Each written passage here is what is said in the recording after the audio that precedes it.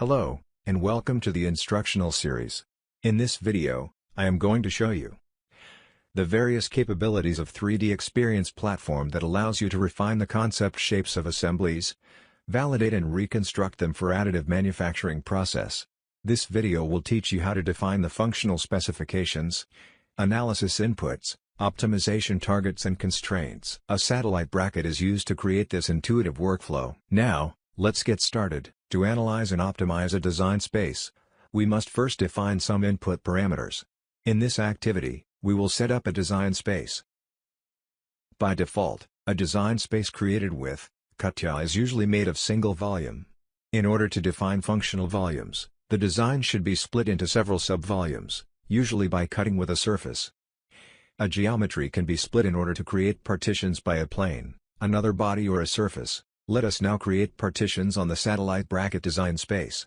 It is highly recommended to distinguish the reference design from the partition solid. Let us now create the partition around the bolt of the geometry with 3 mm offset value. Let us now create simulation object. Here in the Exploration Assistant panel, let us first define design space. Now, let us select the functional region. Here all the holes for bolts must be selected as a functional region. Next step is to mesh the geometry.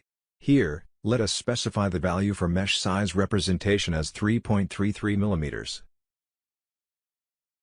Now, we will define various loads, restraints and virtual connections on the part.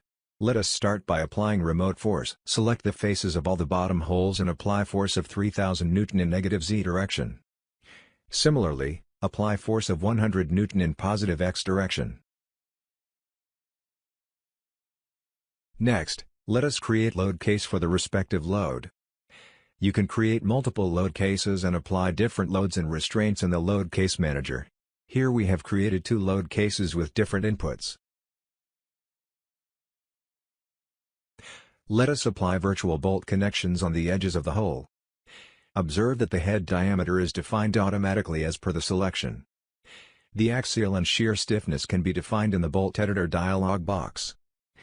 Similarly, select the virtual bolt and replicate the virtual bolt to another locations.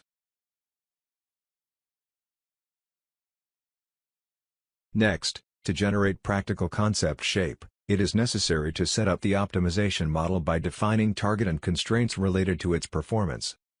Let us start by defining optimization target.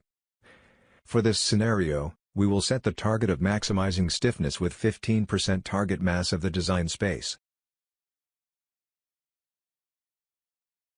Now, let us specify the shape control options.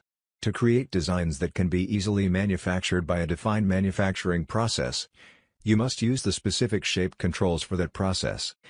The symmetry option imposes symmetry around a selected plane for the resulting conceptual shape. Select YZ plane and click OK. Now, let us compute a shape. The computation time depends on the complexity of the scenario and the system configuration.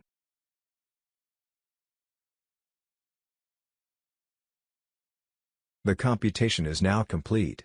We can observe the data related to the optimization in the Summary tab. Let us now see how to visualize the results of the computation.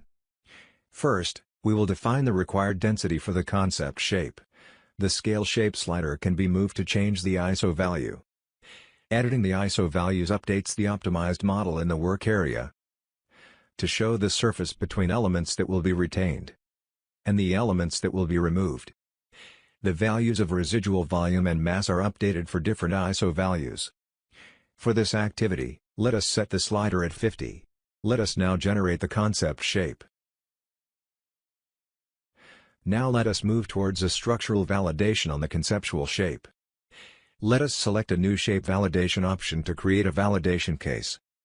Let us now run a simulation for the selected validation. The results are displayed in the plots panel.